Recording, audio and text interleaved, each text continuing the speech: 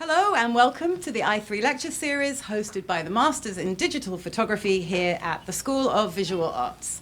I'm Julie Graham. Tonight's guest, Diane Allford, was born in Philadelphia and grew up in Bedford-Stuyvesant in Brooklyn. Diane was a broadcast and print journalist who fell in love with photography and transferred from Brooklyn College to the School of Visual Arts in 1978. She was at one time a photo editor for a variety of publications, including BET, Newsweek, Business Week, and the NAACP's The Crisis magazine. Today, she is a fashion and advertising photographer and multimedia artist, telling stories through her editorial and commercial imagery for marketing, e-commerce, and advertising clients. Her work has been published in France's Mauvaise magazine, Vogue Italia, Australia's Style Cruise, and more. Working with fashion designers, stylists, hair and makeup artists, Diane conjures images inspired by the aesthetics of the clothes, the locations, and as she puts it, the magic that happens when everyone comes together on set. In post-production, she creates surreal, fashion-forward, fine art digital collages that incorporate her fashion photos with additional visual elements that sometimes include social commentary. Diane is a founding member of The Loop, a creative consulting and production agency, and is represented by Cake Factory Studios in New York City. Let's give her a warm welcome. Wow. Oh, we come here. Hello, everybody. Oh, how great. Anyway, thank you, Julie, for the introduction. And thank you guys for being here.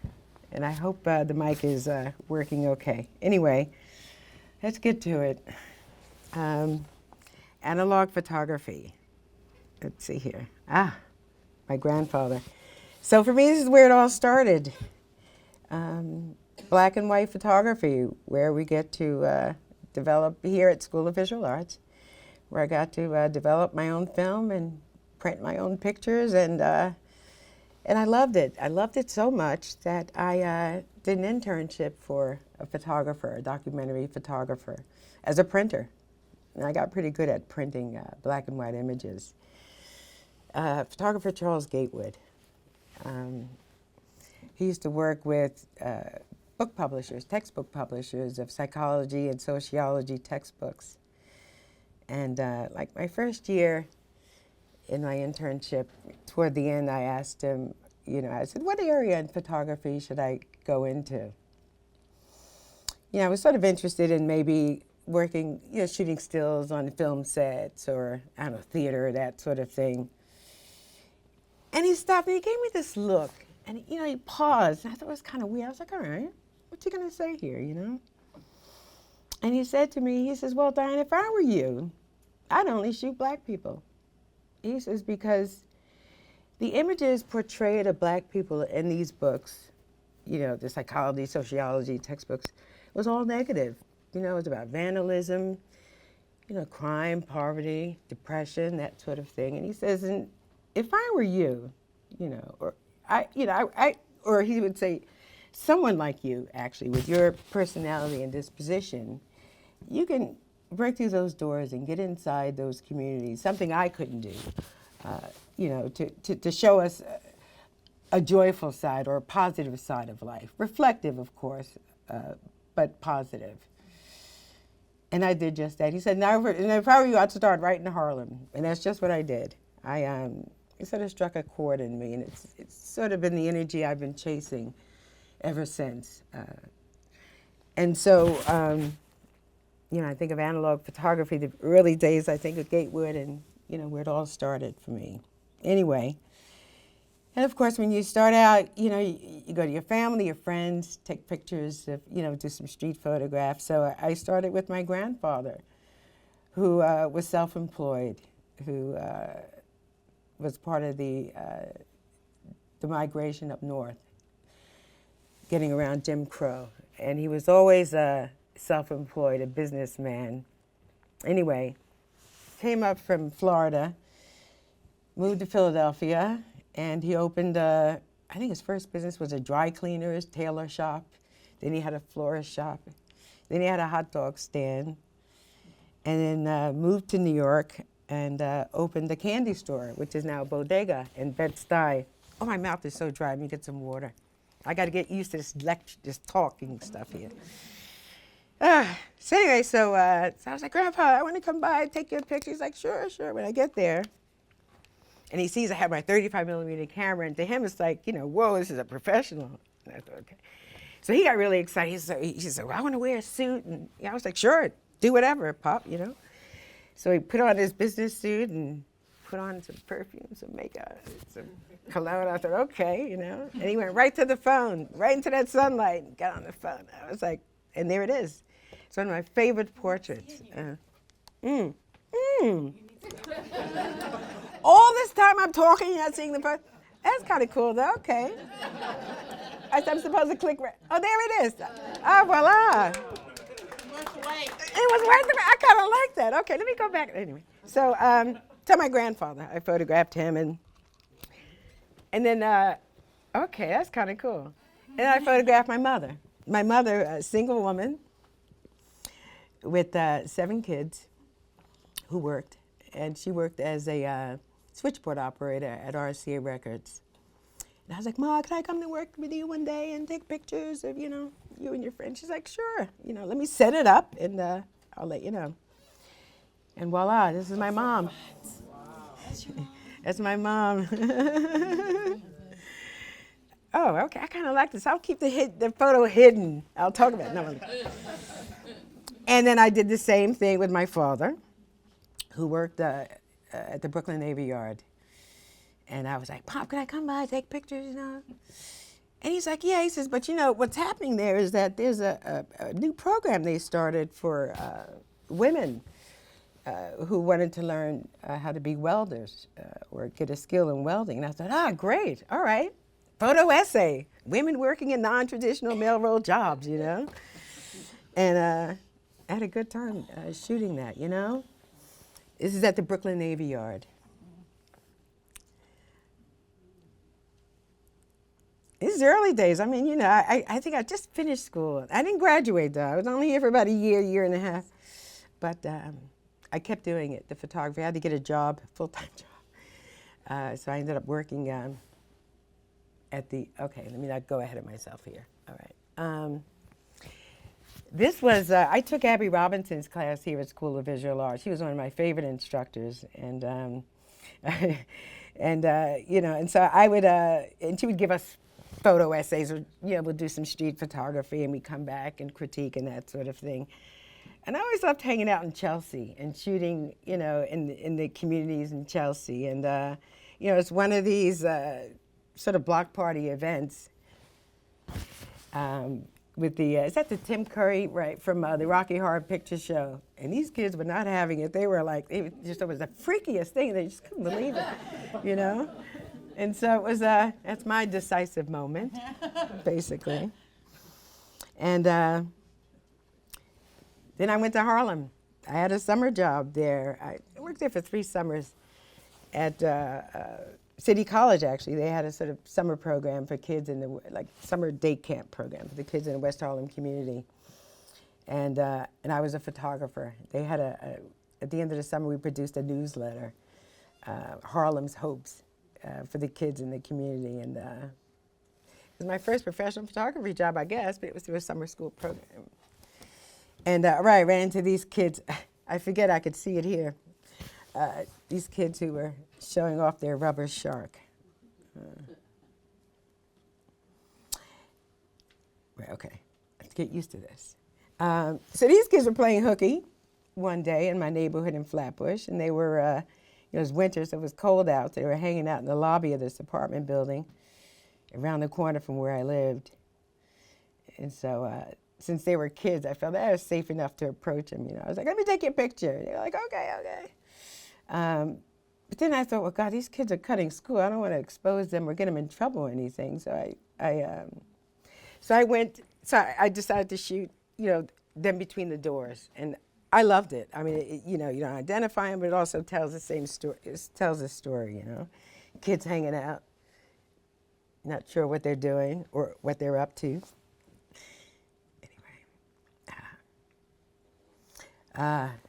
Right,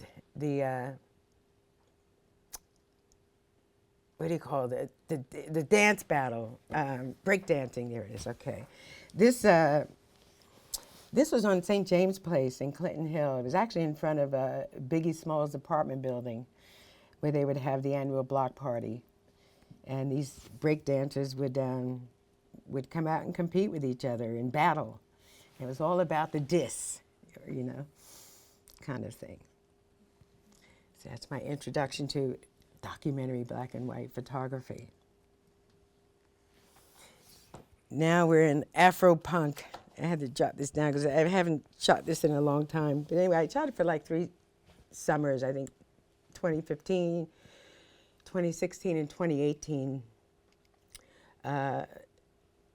It was actually, it's funny, my first assignment after leaving Scholastic, where I worked as a photo editor.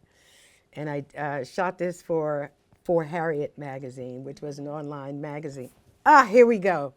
Okay, I got to get used to it, guys. And this is all one big test or experiment. Right. Oh, yeah. And what was I talking about? All right. Okay. Afropunk. Yeah. Anyway, what is Afropunk? They say it's a cultural movement celebrating black culture and punk music with that DIY aesthetic, which I thought was pretty cool. And it was, for me, all about the fashions. And, you know, they say, you know, when they describe urban, you know, street fashion photographers, they tend to sort of not pose the subject. It sort of capture the person walking with the purse or this or that. But me, I stop the subject because, you know, I want their attention, and I want to get a sense of their personality or of the person. And so when I did Afropunk, I stopped just about everyone whose look I liked and asked them if I could take their picture. It was easy the first year because it was for Harriet. The second year I went on my own, and I mean, it was, oh, so fun. It was fine, but then I got onto Vogue magazine, their online free to any photographer that would like to submit work to Vogue. And first I was hesitant because I thought, how dare they, you know, take my picture, use it for free and not charge or whatever. But then I thought, but I signed up for it. But then when I went to Afropunk in 2018, and I says, well, I'm shooting with Vogue, forget it. I mean, they were swarming me. I couldn't fight them off me. And that was actually pretty cool. So any student, you know, I would say if you're going to do one of these little sites, it can be useful when taking pictures of people out in the streets. Just say you're with Vogue and they are butter in your hands.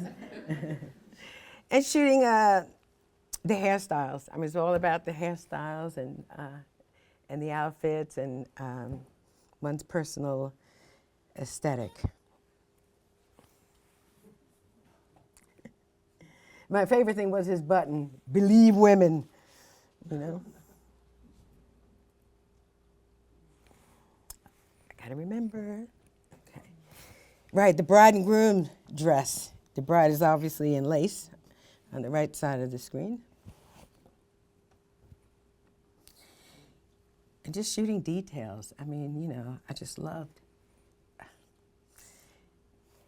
how these people dressed themselves. And everyone was just so happy to be photographed. I mean, I just smiled all day. I mean, it was just so much fun. And the music, you know.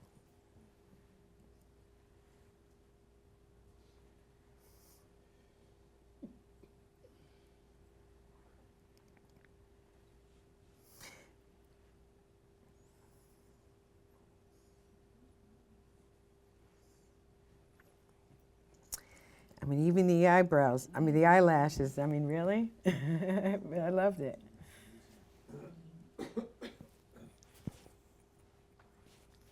Oops. I have to brush it.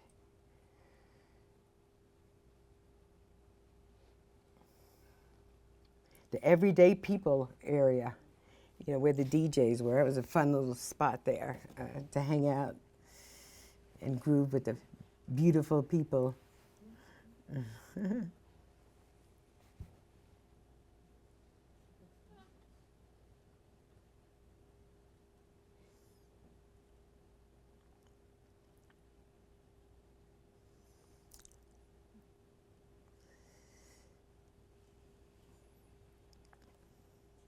Ah, day tripping in Soho.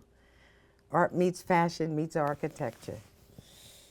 Day tripping. Of course, I think about the hippy dippy days of the West Village and Soho and hanging out a little bit back in the day. And so that's what made me came up with that name for this new photo essay that I started once I started working at Scholastic, believe it or not, in 2010, photographing the store window displays in Soho. Even got a write-up about it in the Crisis magazine, where I just started noticing all these businesses, like these old boutique shops and restaurants that's been there for years. We're losing their licenses, and I see construction happening all around, and then these high-end designer stores started popping up and doing some really funky art installations there in their window displays. And so I just naturally somehow decided, well, let me document what's going on here. Let me do a combination of street photography here, where it's not just taking pictures in the street, it's actually documenting a neighborhood and the changes in the neighborhood. And then let me shoot my first models, the mannequins. I mean, it was easy enough. And of course, after the first few times I shot, and I thought, oh gosh, I need a polarizing filter. I mean, that would be the proper thing to do, is to get a polarizing filter, to avoid the reflection in the glass and, to concentrate on the mannequins. But then I thought, no, actually, I kind of like what's going on here, because it's now showing the landscape, the neighborhood kind of thing. So I thought that was pretty cool. So I never got the Polaroid filter. I still got to check every now and again until I get used to this. But Versace, H&M, this is, I think this may have been the first time or early days of the designer store co-oping with a store like H&M, who sold clothing very cheaply. In fact, I think H&M, didn't they used to steal the ideas from the high-end designers?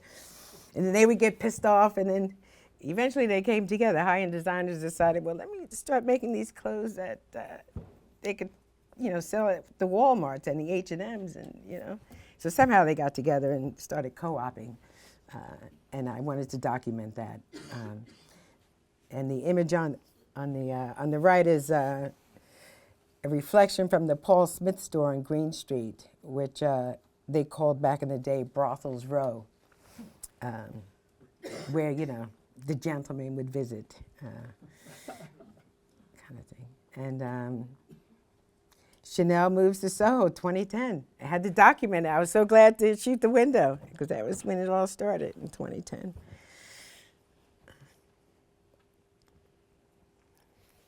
I can't remember, and I'm embarrassed by this, but I can't remember the name of this.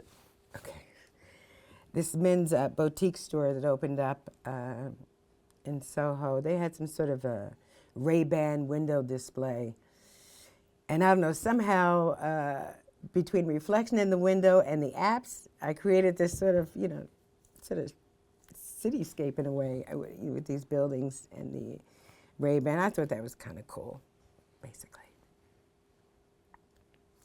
Montclair on Prince Street.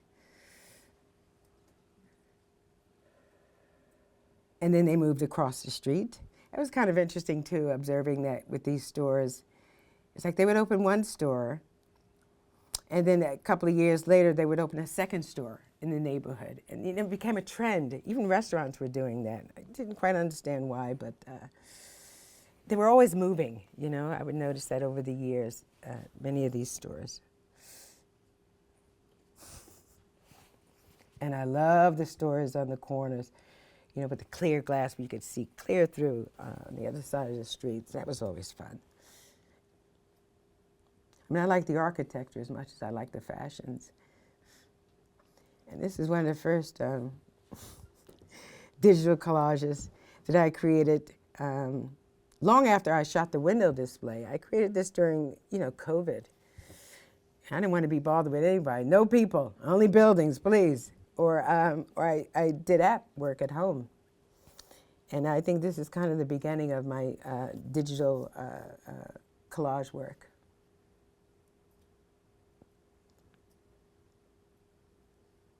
I mean, who needs a polarizing filter when you got all this going on in the window? Diesel.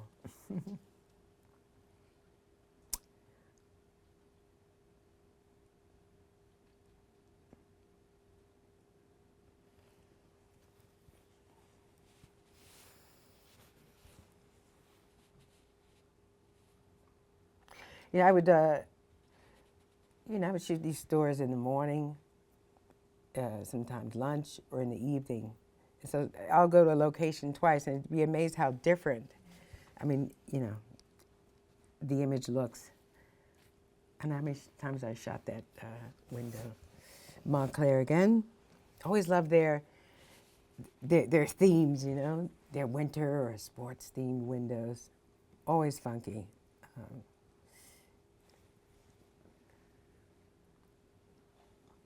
Am I repeating myself here? Okay. Brothels Row again. Prada. There's 2 seasons. It's like, again, I was doing these collages during COVID, so I would look through my images from 2011, 2012, and then, and then just sort of chop it up, mix it up.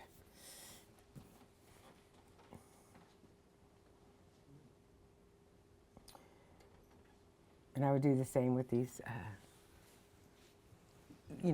with the buildings and the fancy doorknobs at some of these places. I'm trying to think, it may have been, well, maybe not. I won't say it. Never mind.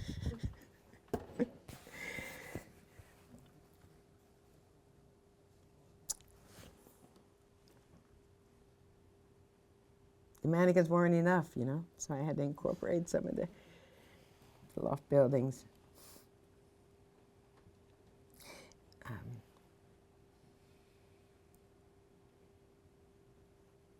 I started playing with typography a little bit, Why not with these collages? So I created this O, basically.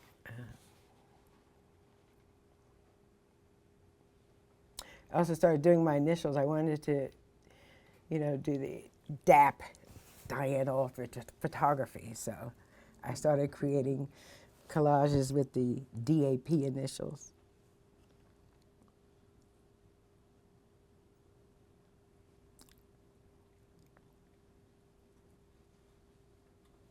And this was just this past December, the Prada window display. And what's interesting about these, I've shot many pictures like this without collaging. I mean, but the interesting thing about these window displays in Soho is that they were exclusives in that, at least for me, in that, I shoot the pictures, do my thing, but then I wouldn't put them on Instagram or share them. I would hide them, basically, until the display was down. Because one thing about these designers, they do not do it twice. They will only do it once. And so I would check, Google search, and see who else shot the windows. And I was pretty much safe from that, in that not many people did, like tourists did or whatever, but not much. And so I was really glad about that. So I feel like I have a lot of exclusive imagery just based on doing that alone. I also shot the mannequin heads at the wig shops. And here we got these beauties here on Brothel Row, Green Street.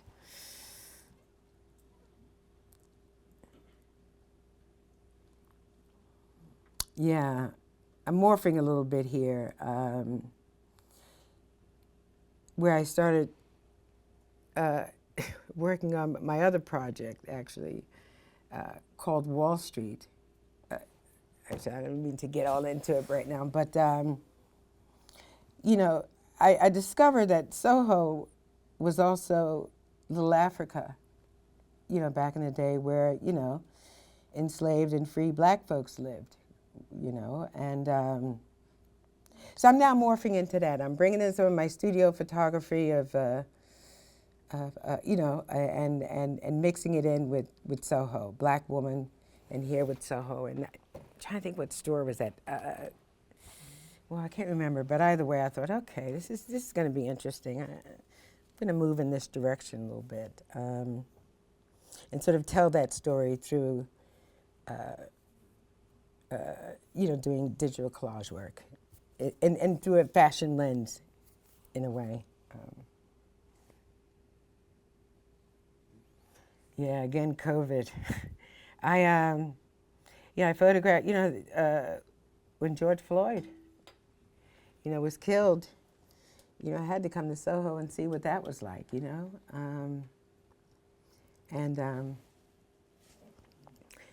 thought, of course, wasn't trying to be around people, so I'd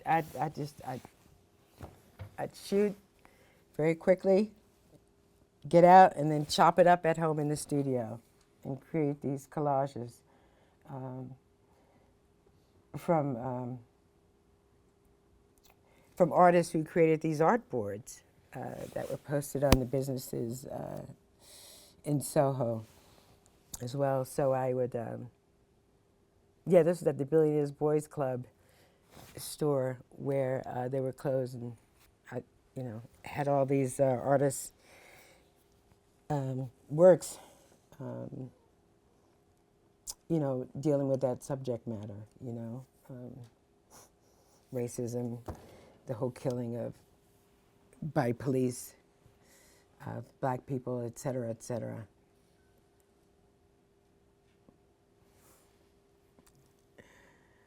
The revolution will not be televised.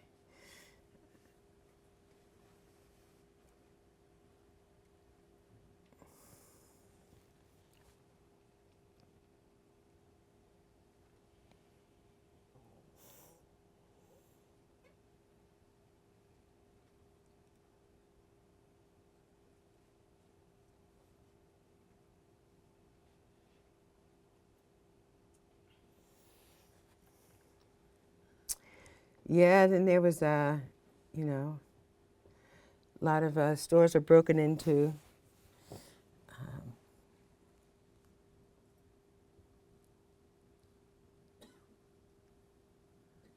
It's really sad. Just walking around, people just couldn't believe what was going on, and getting sad looking at it, thinking about it. Geez, it's a rough time, very tough time anyway. Harlem Fashion Week. I think I started shooting in 2017. They would do 2 shows a year. And they were all about supporting and helping young designers, in Harlem. And that was just up my alley. I thought, okay, back in Harlem. So I volunteered to shoot for them, shoot some fashion, and that's really, it was my start to fashion photography. Event and fashion photography. And these 2 stylists, celebrity stylists, they were there every year, and they always came camera ready and happy to let me photograph them as subject, And I just remember on this day, I went there and I just sat next to them. Well, I just stood there, and they were just busy on their phones. I just thought, well, let me just take pictures until they notice that I'm here, And that was just kind of fun. They were like, oh my God. But they were great.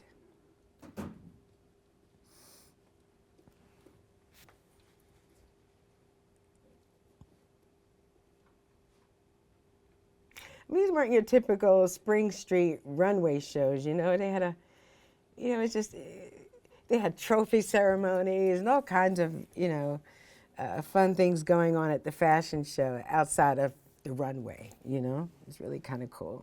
Live performances, that sort of thing.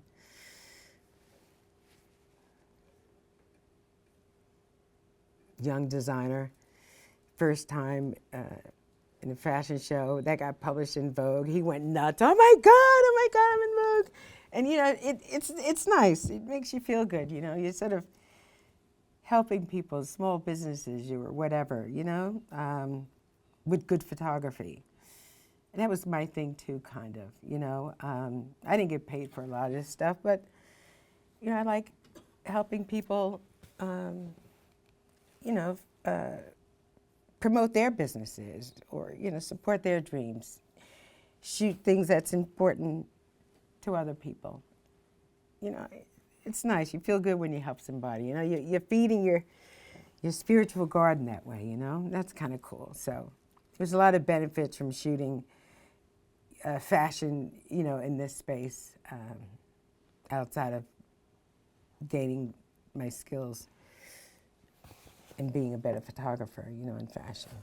Anyway.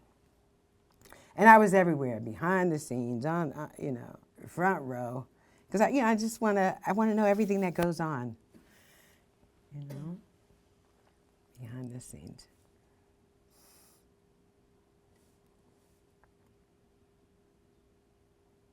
Many of these images were published in, you know, in various magazines, which was great. You know, the first time a lot of these models ever been published, and they just never thought they would be, and it was just great, you know, to be able to do that and witness the excitement, you know, from these young designers.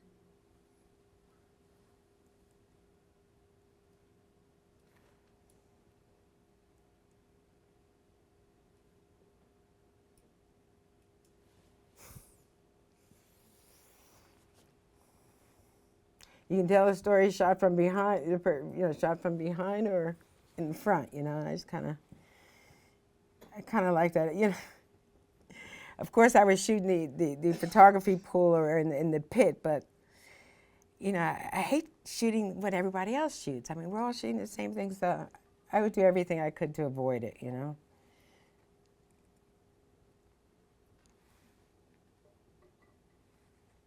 That also ran in Vogue. And the Loop, the Commercial Women Photographers Collective. They gave me my very first advertising assignment, shooting for Emblem Health. I remember they asked me, there's a whole program getting, you know, diversifying the whole program and getting, you know, women photographers to shoot. And so the first thing they asked is, what does good health mean to you? And I'm thinking, so right off the bat, I just said what I said. Health means helping somebody. When you help somebody, it feeds you, you know, that kind of thing. But they loved it. I mean, I just feel it off. Anyway. I was like, okay. I was totally taken back by that. But it was my very first advertising job. And I didn't get many tear sheets. You don't get many tear sheets from advertising, if you're lucky to get any. Just because a lot of times the work is held up or for whatever reasons, or it just, you know, hasn't been released yet. The kids, you know, it's not, you know, we photographers got to do a lot, you know. Aside from taking the pictures, we gotta cajole the people. We got to get them excited about being photographed. We got to, you know, this one was having issues. I'm just so glad, actually, in this case where, you know, I wanted to meet everyone. I wanted to meet the models. I wanted to meet the parents or whatever, and I wanted to see what they brought with them. And on that day, this kid had his coloring, his crayons, his coloring books, and I don't know, something happened where he was upset about something or other, and he just wouldn't come out. And then I was like, all right, where's Ma? You know, and sure enough, he had all his I remember his coloring, his crayons and his coloring books and that sort of thing. So I says, well, why don't we bring that out? We can play with that or whatever, I forget. But he's like, okay. And all of a sudden that broke that situation. So we're glad that he was there to continue the shoot there. And my second job with the Loop is City Bike. Did a shoot for them.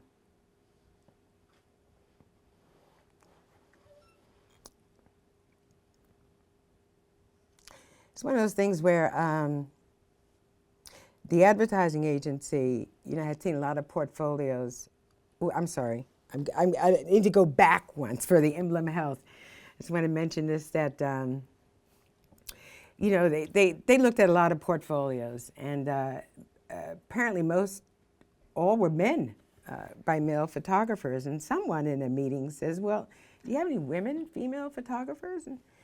And so they started bringing in new books, and they came to the Loop, which is a women's commercial photography collective, looking for women photographers, and my portfolio went out there, and that's how I got hired to do this assignment. And my God, I tell you, they treated me like a rock star. It really, you know, the Zoom meeting, it was like, you know, apparently they took my images off my website, and which is kind of interesting. It's a health brochure, but they took the fashion images and incorporated it into their layout or whatever.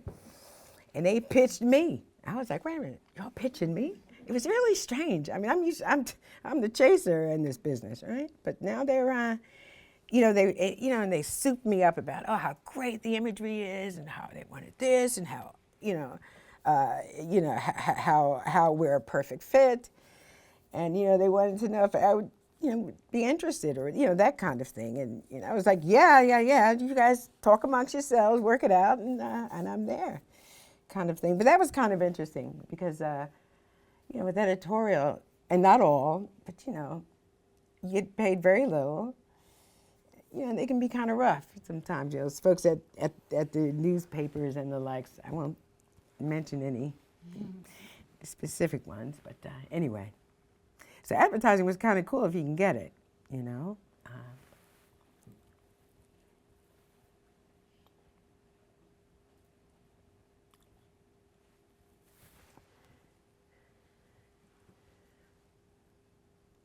I mean, basically wanted me to sort of photograph, you know, people using the bike sort of like as, you know, for everyday life, you know, not just for a bike ride. You know, people would use it to go to work, to shop, do whatever, you know.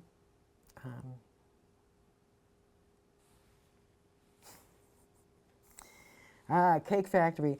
Soon after I did that job with Emblem Health, one of the art buyers, art producers at the ad agency posted an image of us, you know, the sort of the wrap image of us on Instagram. Next thing you know, I get a DM from the Cake Factory. He says, are you interested in representation?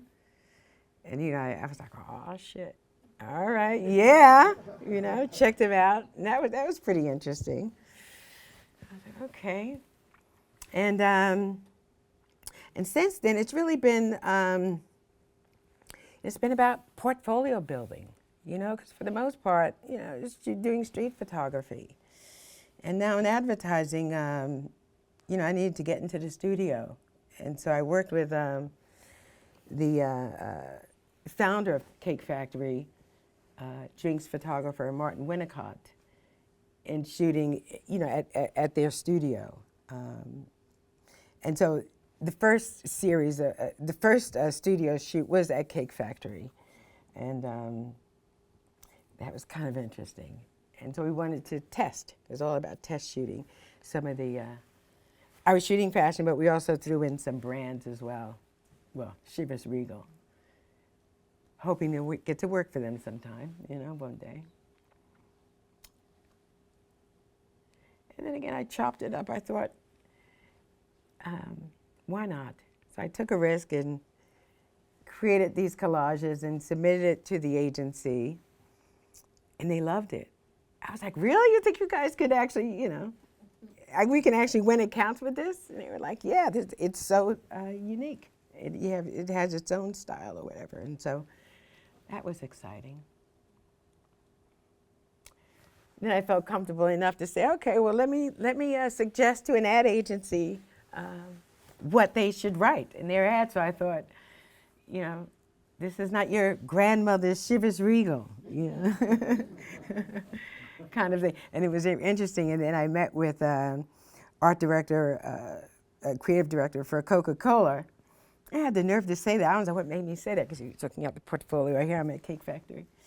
And I was like, well, you know, I like the idea of, you know, suggesting to brands, where, you know, the copy, what they should say, or that kind of thing. We were looking at this image, and I was like, this is not your typical, you know, grandmother's Chivas Regal. And he's like, that's our job. I was like,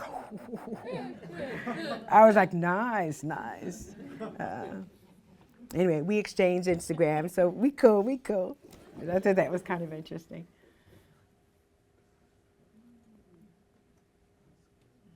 And these were images that you know, Winnicott edited and chose for the you know, for the files or for pitching.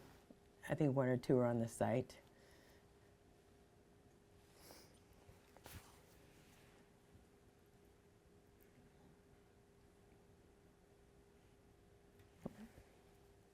Yeah, I was thinking holiday, you know,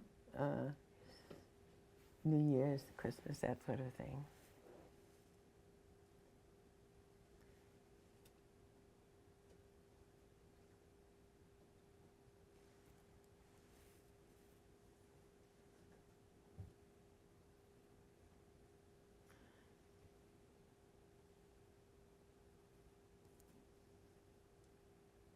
Got a little editorial out of it as well.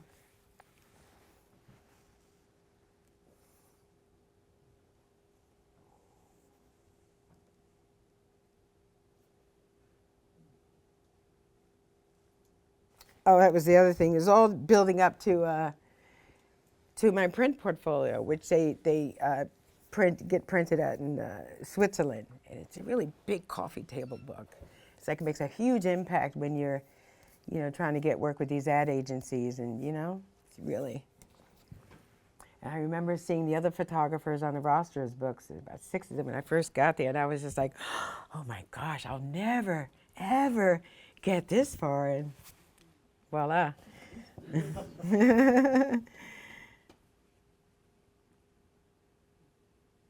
Working with Chuck Collins. I think he's from Nigeria, African designer who loves women. I mean, he's all about loving women, supporting women, and he has such respect and love because he's so appreciative of how he's been raised by his mother, his grandmothers, his aunts, and all the women that he's met along the way. So whatever collection he does, it's a tribute to women somehow, some way. And this is from his latest collection at Fashion Week in September.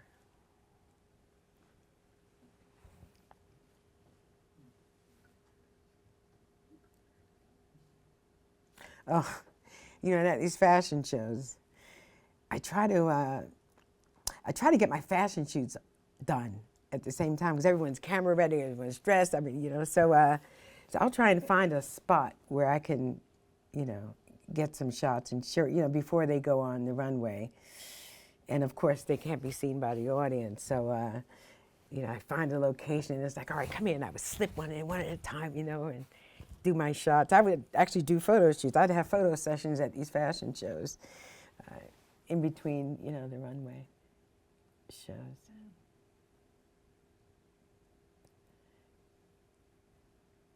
But it's not always easy getting a studio, so I got to do what I got to do, right? Until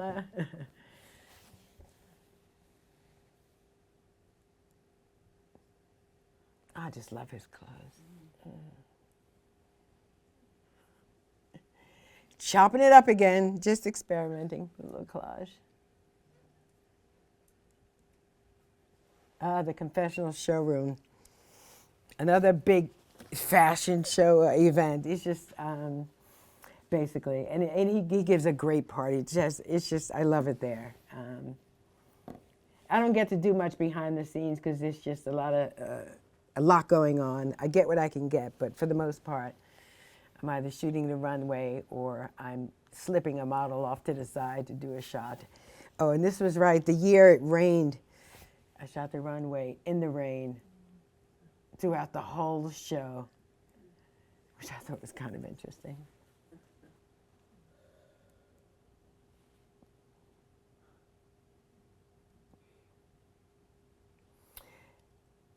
And this was just this past fall show at Fashion Week where they decided to do a video promotion, and so they asked me to come along and shoot some stills. So this time I didn't have to slip anybody into a room. It was already there.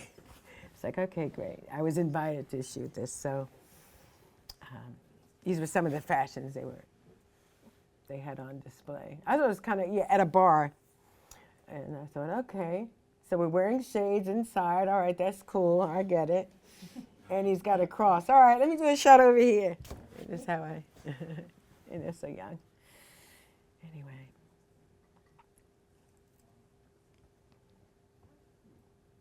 The skin is the canvas here. His whole body is tattooed.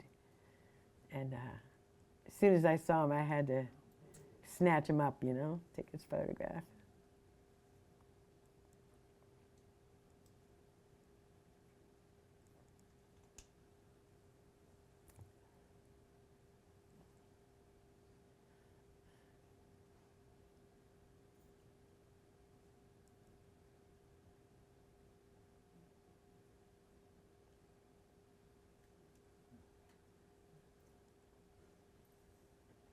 I was on the roof too. That event. Yeah, it's great.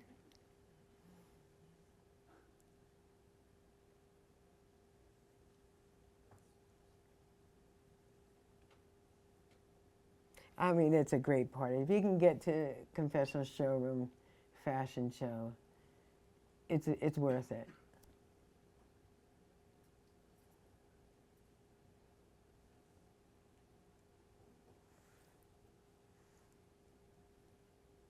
Shine Portrait Studios. That's in Newark, New Jersey. It's a part of Express.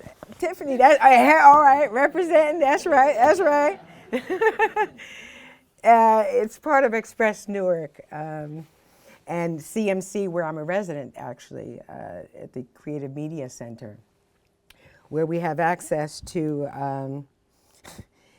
everything we need, studio equipment, and so. I needed to do more portfolio building, more shooting for advertising and fashion. So we came to Shine and worked with my husband and partner who did the lighting, Albert Troutman. Got to mention you, Trout. I'm sorry. I know we need to keep it professional, but I got to mention you.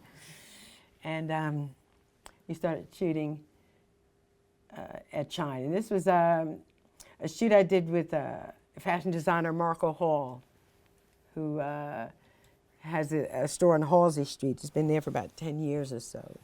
And this was his Valentine's collection.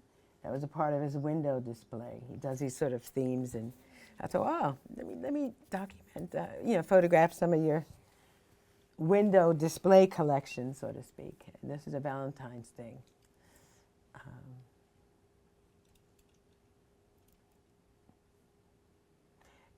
And again, for the spring,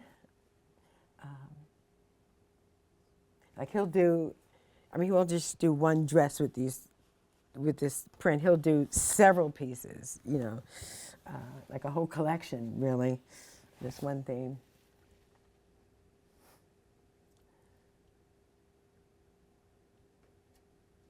And sure enough, Vogue ran that one. I thought, okay, cool.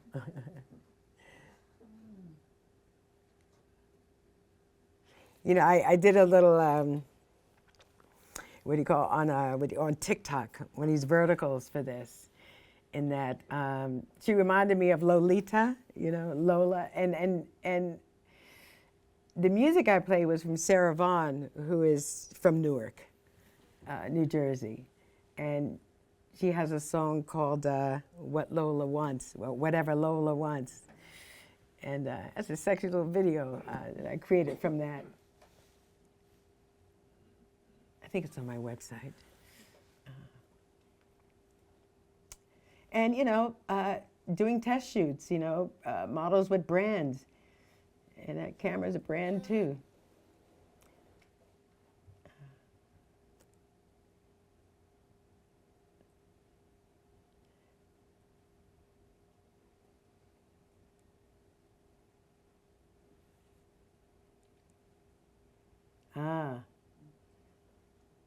Shine again.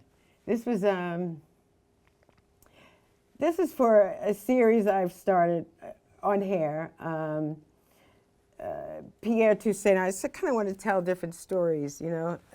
But Pierre, this one I think is called Coiffed by Pierre Toussaint, who is an enslaved, Haitian enslaved beautician who was very high in demand, who did hair for these high society women in New York.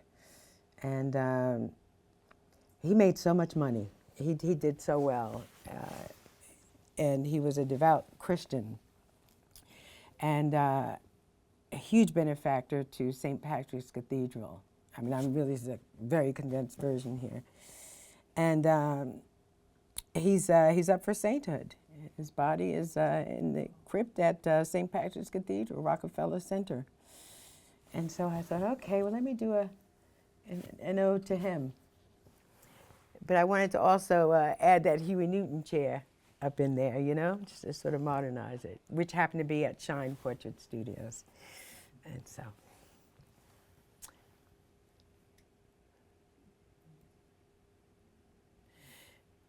And the same here. This was, I worked with makeup artist Lanier Long and hairstylist Johnny Gentry. And let me tell you, these guys rocked the 90s with their work. I mean, they were celebrity hairstylists and everything for, you know, Oprah on down, you know, like everyone. And I was just so happy to get them to collaborate with me. I mean, I wasn't offering any money. And they, you know, they wanted to do it.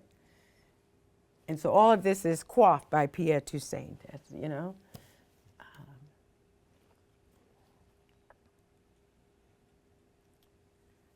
And of course, that's Pierre Toussaint, Johnny Gentry from the 90s. Oh, eCommerce, oh yes. The Artist Outpost, small business, boutique shop owner in Harlem. And she wanted to, you know, she wanted to sort of illustrate Coachella, sort of basically like, you know, young people going to the music festival, but young, what do you call it, jet setters, basically. And so we're trying to, you know, we're talking about how are we going to illustrate this, you know? So I sort of made a joke. I was like, well, you need private planes, really. Thinking, you know, that would never happen. She goes, well, we can do that. I was like, oh, yeah, all right, bet, let's go. So there we were at Farmingdale, an airport in Farmingdale. Shooting as if it was a Cessna, something like that, in a Learjet 60. It was great. And so these girls were going to Coachella.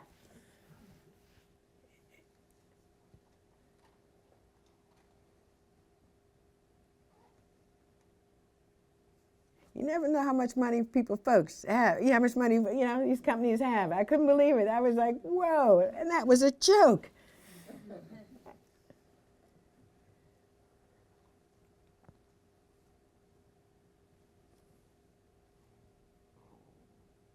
And everything was done. I just had to show up. I love that. Just show up with the camera, you know?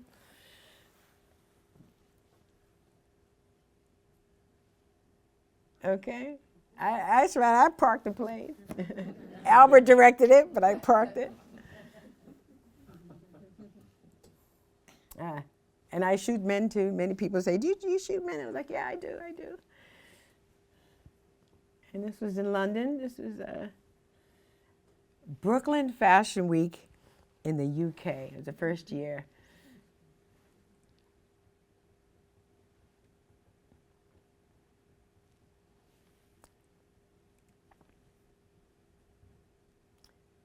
Actor Robert Ricard, who actually, he did Amazon. I think he's still on there. Show called Harlem, sort of a comedy on Amazon right now with Whoopi Goldberg and some other folks. Anyway, he wanted to try do some fashion. You know, I wanted to try his hand at it, and you know, when we first met, of course, I've known about him. I mean, we all thought, oh my God, he's so fun, So I was like, oh, right, got to get to meet Robert Ricard. And I remember when we first met, I was like, okay, because there was a lot of noise, a lot of fussing around us. What he's going to wear and all of this. And so when I met, I was like, look, you and me, right? Not all this noise. He was like, yep, you and me. And I remember saying, all right, well, you're new at fashion, and I'm new at shooting an actor. So I was like, so I direct you, you direct me? And we were like, bet. And that's just what we did. We got along so well. And we basically walked. He was dressed by the folks at the Harlem Haberdashery, which is a sort of hip-hop fashion icons there in Harlem. And we'd walk around Harlem, basically, shoot in front of the Apollo Theater or all these sort of landmark buildings, spots. But I kind of wanted it to be natural kind of thing. And I knew that if he'd walk around it, people would notice him, So we'd set it up. I'd be like, all right, I want to shoot right over there. There's some light that I want to get you at, but I'll let you know when to go. Because I knew once he would go, the people would come up to him, and of course we were sort of documenting, him in the community, that sort of thing. And so it was a lot of fun. And so it was like a little game. It was like an adventure. It was like a little journey we went on, so to speak, in doing this shoot. And he was like, you know what? I got a nickname for you. I'm gonna call you the Sniper. You're like the sniper, It's like you spot these things miles away and then go for it. It was really kind of funny. And I remember one guy in Harlem when they saw him, I was like, oh my God, that's Robert Ricard. He was like, you brought light-skinned back to TV. I thought, oh. So it's really kind of interesting, what you run into when you're shooting these folks.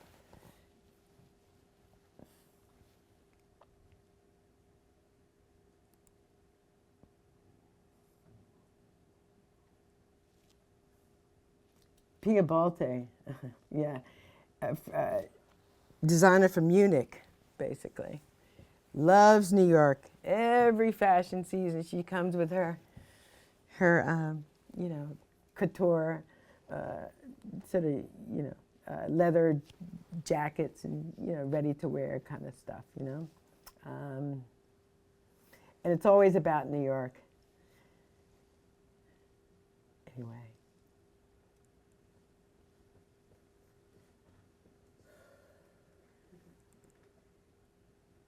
The Cloudscape Portal, right. Again, Shine Portrait Studio. They had a call to artists to participate with this painting by Sonia Wolfock in the studio, which they had. And they had capes as well made by designer Marco Hall. And so I decided to play with it.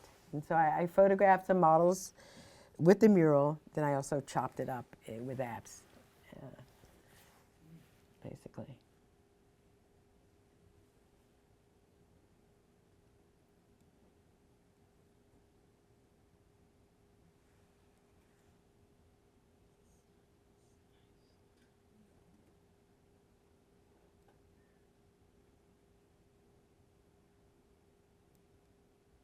How am I doing with time?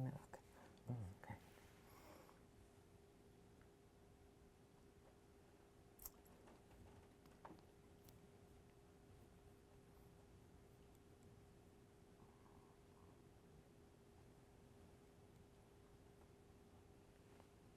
And Sophia from Germany, she didn't speak English, I didn't speak German, and we had a great time.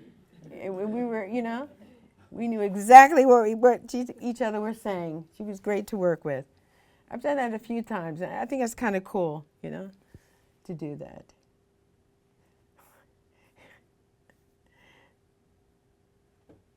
Hit the road, Jack, I thought.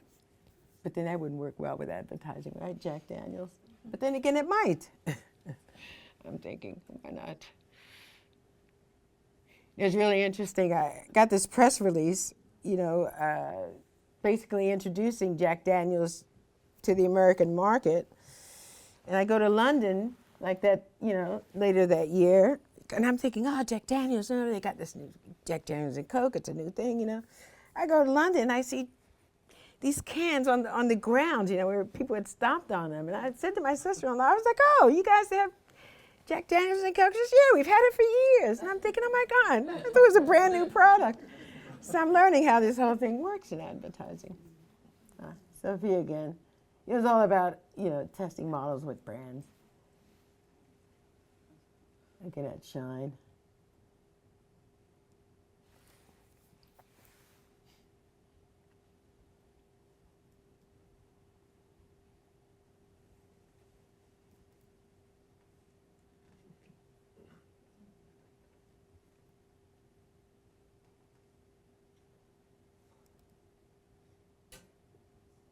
I try to get as much as I can out of these shoots, when I'm in the studio, because you only have a limited amount of time.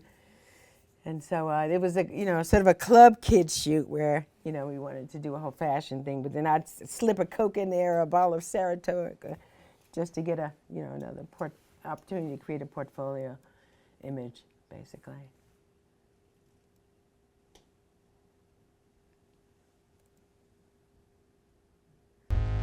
I'm going crazy.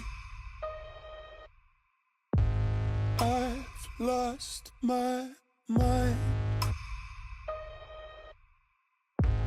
Best friend insanity.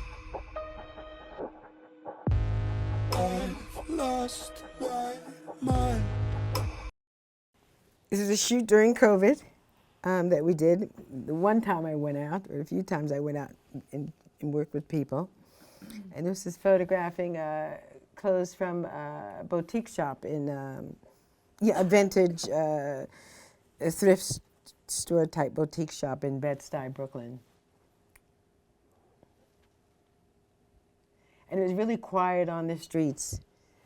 And I treated that whole neighborhood as my canvas. I mean, I went into restaurants and, shot these women there. It was great. It was so easy because not many people were there, and folks were open to allowing us to come in and take pictures.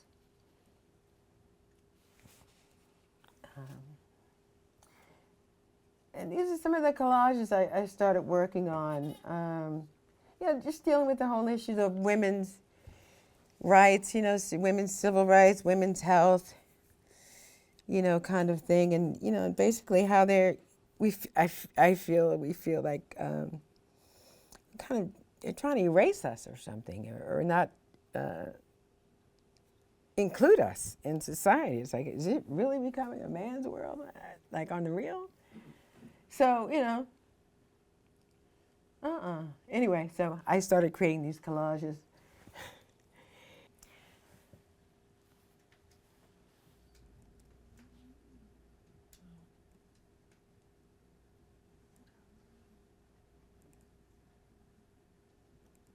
If it is. Wow.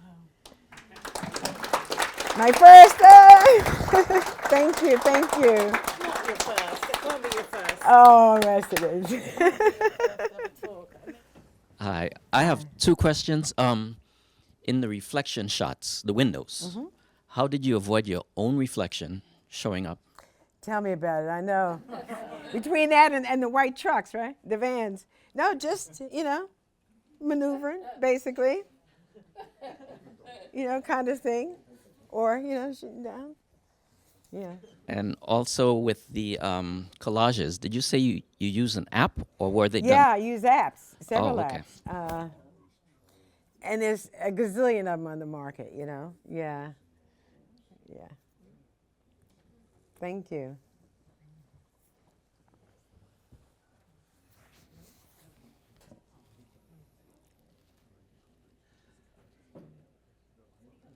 Yes. Hello. Thank you so Hi. much for your lecture and sharing all your works. I really it's a very simple question, but some of the images that you showed before the collage section in the Shine studio when you're building the portfolio, are some of the images collages as well? Like, because some of the backgrounds I wasn't sure if they were Right from part the of Cloudscape portal? with the circle in the studio with like a little bit of orange circle with the models walking around. Am I?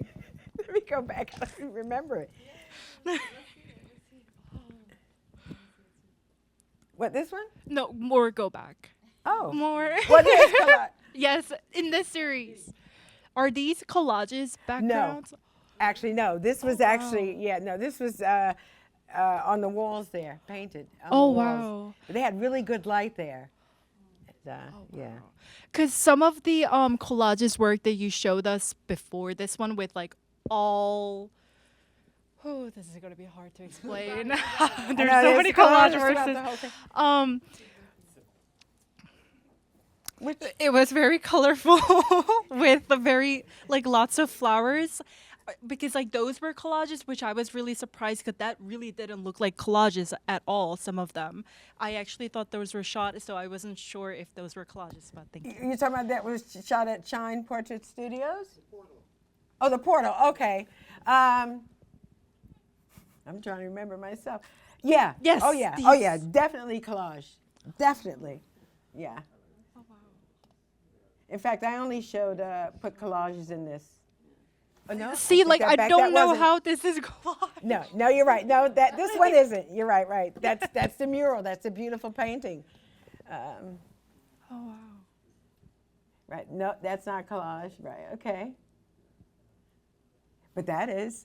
So cool. And that. Yeah. Wow. Thank you so much. I didn't want it to stop your lecture. Just like scream. Thank you. That's all right.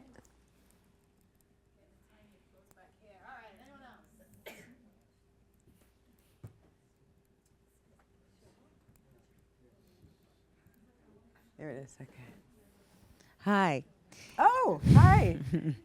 I'm not quite sure how to articulate my question, but it's really wonderful to see your breadth of work from analog and documentary and black and white and what I imagine were probably like silver gelatin prints at the time, and your journey through staying relevant through digital, right?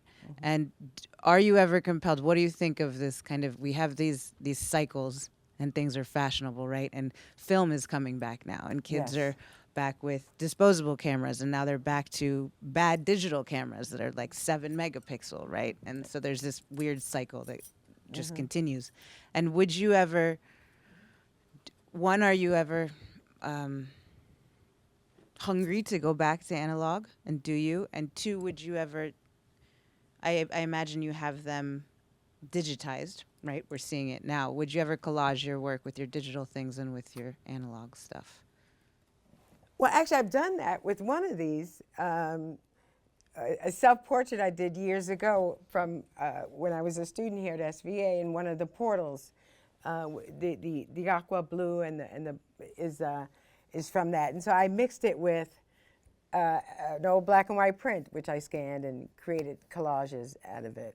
And I am going back to analog, most definitely, and experimenting with these little plastic cameras like the old Diana camera back in the day. And I've done that. I just haven't showed that here, actually. I've been shooting the renovation and all the work they're doing at Penn Station with one of those little cameras and experimenting and collaging and that sort of thing. Yeah. You know, one of my favorite things I used to love doing in the darkroom was listening to music, jazz music. You know, it was just you, yourself in the darkroom, you know, printing your pictures. You sort of like when you're taking pictures, you know, it's just you and your camera and your thoughts, you know, which is actually kind of cool, you know. Does that answer your question? Hello, my name is Jermaine Clark. I work in the film and photo industry. I've worked at Pier 59 and now I work at Highline Stages. You worked where? Pier 59 and Highline Stages. Uh-huh. And I was just curious about your experience with agencies. Like, do you prefer working with an agency or do you work on your own? Like, how Well, do for you- starters, I got lucky. They called me. So I never had a chance to really, look for them. But I like working with the agency, but it certainly doesn't mean that once you have an agency, you know, you let them do all the work and do the sales. No, you have to do the work as well, you know, in terms of networking, making your connections, and hopefully, and if I get a job, which hasn't happened yet, an offer from a big corporation that wants me for advertising, well, we'd have to go through the agency. And I would want to because, there's producers, people that'll handle all that for you. See, that's where you get to be a rock star. You just show up with your camera. All that work has, been done, And so, yeah, I like working with an agency, And I like saying that I'm represented by Cake Factory. It gives me, or an agency, gives me a certain panache, So even if they're not doing anything, I'm hustling it anyway. You know what I'm saying? That's how that works, basically. One last thing. Sure. Took a quick snapshot of the presentation and sent it to my friend. And Marco says hello. Which Marco? Oh, Marco. Hall. Oh! You tell him I gave him a shout out today, all right? All right. Nice. Okay, any more for any more? Hello. Here's one more. Hi. So my question is, as a photographer, what age you started and what pushed you to become a photographer? What age? Yeah. All right, I won't tell you what age I finished because, we got to keep that quiet in advertising. But I started, how old was I? 18, 19. Right, I was at Brooklyn College, right. Okay, yeah, I was, 18, 19. Well, I wanted it to, there was a photography workshop that they had there. And, I saw this flyer and I joined and fell in love with it. And I thought, okay, well, let me, learn how to take pictures and, so I could use it for, my journalism work because I wanted to be a reporter or work in television somehow, news. And I just fell in love with it. Transferred to the School of Visual Arts. And the rest is history, for me. But yeah.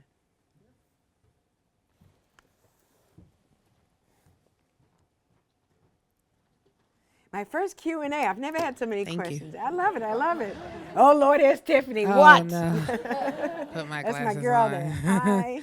Hi, Diane. A wonderful presentation. I had a question from a fashion standpoint.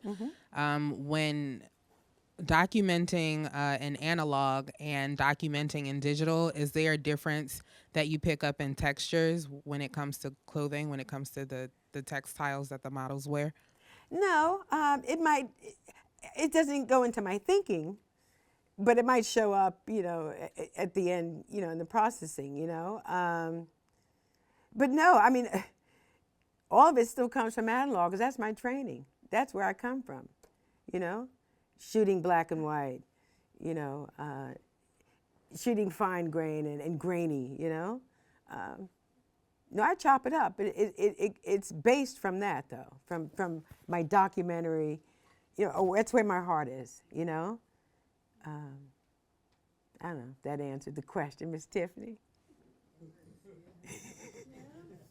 Cool. Anyone else? All right, let's give it up for Diane's first.